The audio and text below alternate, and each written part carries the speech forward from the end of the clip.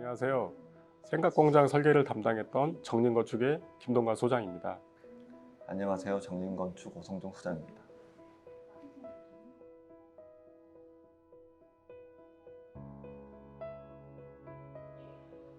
너무 영광스러운 상을 주셔서 기분이 너무 좋고요. 저희 팀원들도 지금 다 굉장히 이제 약간 고무되어 있는 상태입니다.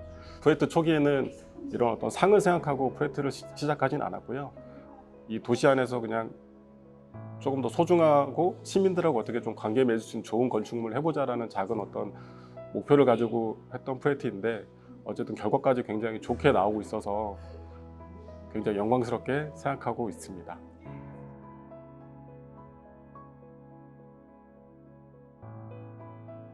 네, 생각공장은 SK D&D라는 시행사에서 브랜딩을 해서 만든 어떤 네이밍이고요.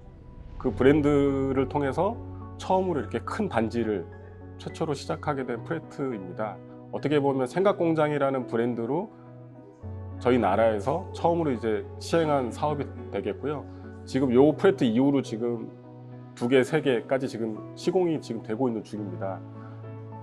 그리고 이제 생각공장 같은 경우는 지하 4층에 지상 15층의 규모를 가지고 있고요. 연면적은 약 3만 평 정도의 규모를 가지고 있는 굉장히 큰 대단지의 어떤 오피스 시설이라고 봐주시면 되고, 그거 플러스해서 이제 뒤쪽에 보시면 이제 기부 체납 시설이라고 해서 저희가 용적률 완화 때문에 영등포에 땅과 건물과 시설을 지어서 이제 그 지역에 이제 환원하는 그런 시설이 또 별도로 위치해 있습니다.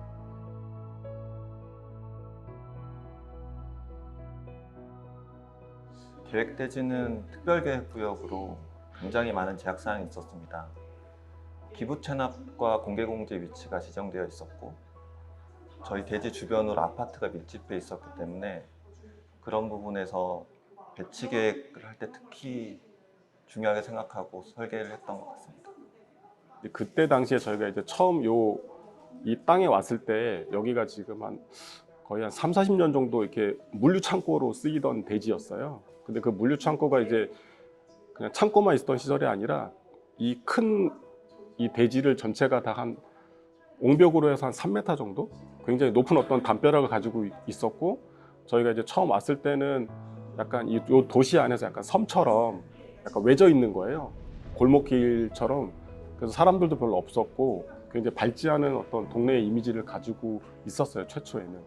그렇게 해서 저희가 이제 그러면 이곳에서 이제 이 프로젝트를 어떻게 이 지역하고 어떻게 조금 관계 맺기를 잘 하고 어떻게 좀 자리매김을 해야지 좀 건축가로서 좋은 어떤 건물을 지을 수 있을까라고 처음에 생각을 했었고, 시공 단계에서 어려웠던 점은 아까 말씀해 주신 대로 이제 아무래도 이제 삼면으로 아파트가 있었기 때문에 민원이 굉장히 심했고요. 그런 부분들을 저희가 이제 주민 설명회도 여러 차례 저희가 와서 설명을 드렸고, 그런 걸 통해서 어쨌든 좋게 계속해서 잘 이렇게 민원을 해결해 나갔던 것 같고요. 저희가 이제 코로나 딱 시작과 함께 현장이 됐어요.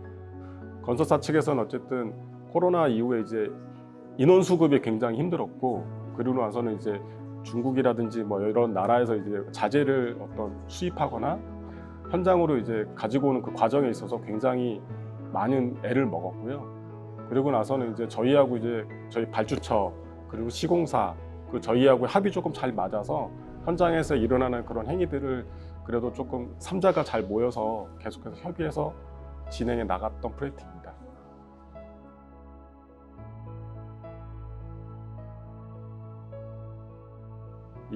지금 보이시면 이렇게 크게 타워 3개가 있는데 그 3개를 어디다 어떻게 놓느냐를 스터디를 굉장히 많이 했고요. 그런 과정에서 이제 나온 대안이 이제 지금 지어진 이 배치였는데, 저희가 이제 흔히 이제 3만 평 정도에 되는 규모라고 하면 굉장히 이렇게 크고 높은 그냥 하나의 어떤 건물로 보통 많이 이제 설계를 하게 됩니다. 근데 저희는 이제 단순한 건물보다는 어떤 지역하고 어떤 관계를 조금 더 맺을 수 있는 건물이 이 땅에 어울리지 않겠냐라고 생각을 했었고요. 대지가 약 한 150m 되는 굉장히 큰 대지이기 때문에 건물들을 주변으로 많이 이렇게 최대한 바깥으로 배치를 하고, 반대로 이제 3면이 다 아파트이다 보니까 그런 사람들이 건물에서 거주하는 사람들하고 주변에 있는 아파트에 있는 사람들하고 뭔가 편하게 이제 그냥 교류할 수 있는 그런 길을 내부적으로 좀 끌어들였으면 좋겠다라고 생각을 했던 게 첫 아이디어였어요. 그렇게 하면서 저희가 이제 반대로 이제 저희가 요런 아이디어를 이제 처음에 이제 이런 큰 썬큰이라는 아이디어를 냈고, 그 다음에 이제 발주처 쪽에서 이제 미션을 주셨던 게 그럼 메인 로비를 어떻게 할 거냐. 그 로비는 굉장히 중요하다. 지금 이제 지식산업센터 같은 지금 이런 건물에서는 굉장히 다양한 입주 업체들이 지금 다 입주를 해 있어요. 그러다 보면 이제 이 사람들이 공용 면적은 다 한계가 있고, 그럼 그 사람들이 어디에 모여서 어떤 관계를 맺고 뭐 지원 시설들, 그 지원 시설이란 뭐 회의실이라든지 헬스장이라든지 뭐 샤워라든지 이런 시설이 다 지금 지하 1층에 있거든요. 근데 그런 부분들을 이제 1층에 놓으면 이제 반대로 이제 상가 면적이 줄어드는 거고요. 그렇다고 2층에 올리자니 동선이 문제가 되고, 그러다가 이제 나온 아이디어가 이제 지하에는 사실 임대가 많이 이렇게 잘 되지는 않아요. 그래서 이제 지하에 그럼 반대로 놓으면 어떻겠냐라는 아이디어가 도출이 됐고, 그러면서 자연스럽게 좀 독특하게 지하 1층이 메인 로비가 되는 그런 건물이 형성이 됐습니다. 1층 같은 경우에 이제 그런 길을 통해서 그 길 안에서 보시면은 그 이 도시의 길처럼 이제 사람들이 자연스럽게 여기 이제 지나다니는 거고요. 그러면서 이제 요 지하 1층 같은 경우는 입주민들이 또 편하게 그냥 와서 이제 본인들의 로비로 갈 수도 있고, 저런 계단들을 통해서 사람들이 잠시 뭐 담소를 나눈다거나 뭐 휴식을 한다거나, 그리고 향후에는 이제 발주처 쪽에서는 이런 벽면을 좀 이용해서 이벤트도 지금 생각을 하고 계시는 상황입니다.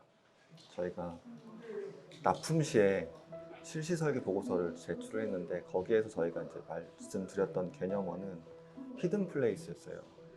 번화한 도시 내에서 조금 휴식할 수 있는 공간을 만들어주면 좋지 않을까라는 생각을 했었고, 그런 부분이 구현된 건물이라고 보시면 될 것 같습니다.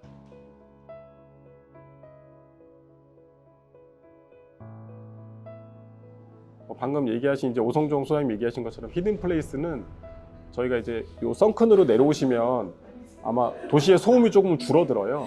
어떤 차 소리라든지 그런 사람들이 소리라든지 그런 부분들이 좀 많이 상쇄되기 때문에, 어떻게 보면 이제 그렇게 해서 저희가 이제 좀 이 도시 안에서 약간 숨겨진 공간처럼 아마 오시지 않으면 알 수 없는 그런 어떤 공간이라고 생각이 좀 들고요. 저희가 이제 그런 컨셉으로 프로젝트는 진행을 했습니다.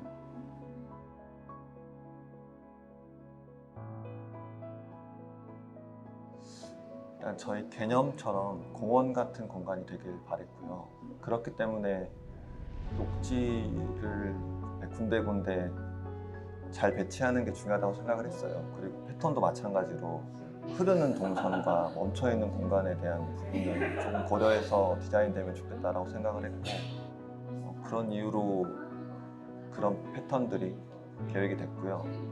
특히 공원 같은 공간, 숨겨진 공간을 만들기 위해서 진입 부분의 식재를 조금 더 조밀하게 해서 안에 공간이 조금 더 숨겨진 느낌이 날 수 있도록 계획했었습니다. 저희가 이제 친환경 인증을 받아야 되는 건물이기 때문에 1층 바닥 같은 경우 이제 투수성 블럭이라는 게 그냥 아파트에 깔리는 그런 벽돌 같은 방식의 재료이고요. 근데 저희 같은 경우는 아파트에 깔리는 정도의 이제 투수성 블럭 사이즈는 너무 이렇게 옹색한 부분이 좀 있어서 저희가 좀 큰 사이즈의 어떤 투수성 블럭을 좀 사용하게 됐고요. 근데 그런 부분이 어떻게 보면 다른 단지하고는 조금 차이점이라고 조금 느껴지고, 왜냐하면 그 재료를 쓴 건물이 그렇게 많지가 않거든요.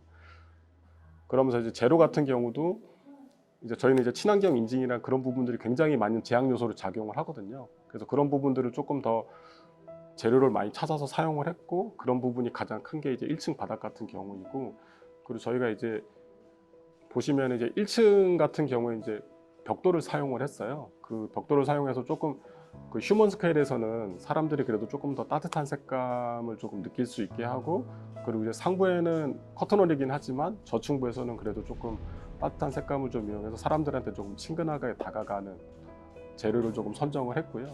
그리고 나서는 이제 뒤쪽에 보이는 이제 기부 체납 시설 같은 경우도 같은 벽돌이지만 색깔이나 질감을 조금 다르게 해서 배치를 한 건물이라고 생각해 주시면 될 것 같습니다.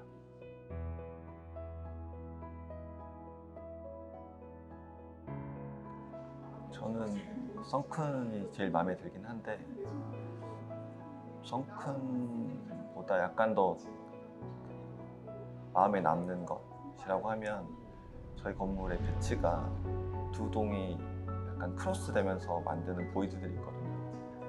그 공간이 주는 공간감이 되게 좋다고 느끼고 다른 건물에서 찾아보기 어려운 요소가 아닐까라는 생각이 듭니다. 추가로 말씀드리면 1층 방금 말씀하신 기부 체납 건물 1층이 일부 비어져 있어요. 저희 썬큰 광장에서부터 연결되는 어떤 동선을 확보하기 위해서 디자인 시에 1층을 비워내는 결정을 했고 그게 지금 잘 작동하고 있는 것 같습니다.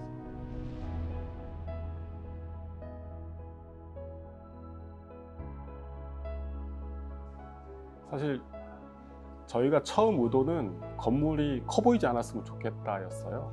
그렇게 해서 조금 저희 도시를 거니시다 보시면 2층 이상을 볼 일이 그렇게 많지가 않으세요.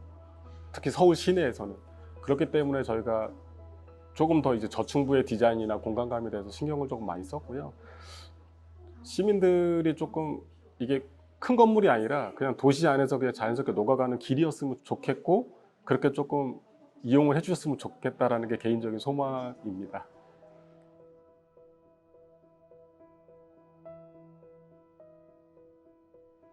저희 같은 조금 큰 회사에서는 대부분 다 뭐 작게는 3명, 많게는 뭐 한 10명, 20명 막 이렇게까지 다양한 어떤 팀이 만들어져 있는데요. 일단은 지금 이 프로젝트 같은 경우는 6명의 팀원이 굉장히 합이 잘 맞아서 어떤 시작부터 납품까지 그리고 지어질 때까지 굉장히 기분 좋게 어떤 진행했던 프로젝트라고 생각이 좀 들고요. 건축가로서는 사실은 제 능력이 막 굉장히 출중한 게 아니어서 큰 욕심은 가지고 있지 않습니다.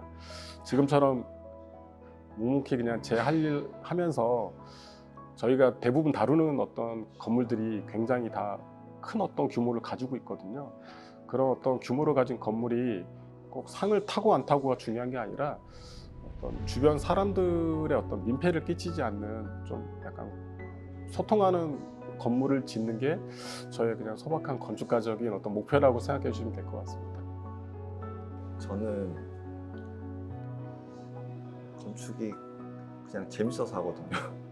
어떤 목표라기보다는 건축을 하는 것 자체가 재밌고 동료들이랑 협의하는 과정이 즐거워서 설계를 하는데 이게 단순히 저만 즐거운 게 아니라 사용자에게도 즐거운 공간을 제공할 수 있으면 좋겠다는 생각 정도가 목표인 것 같습니다.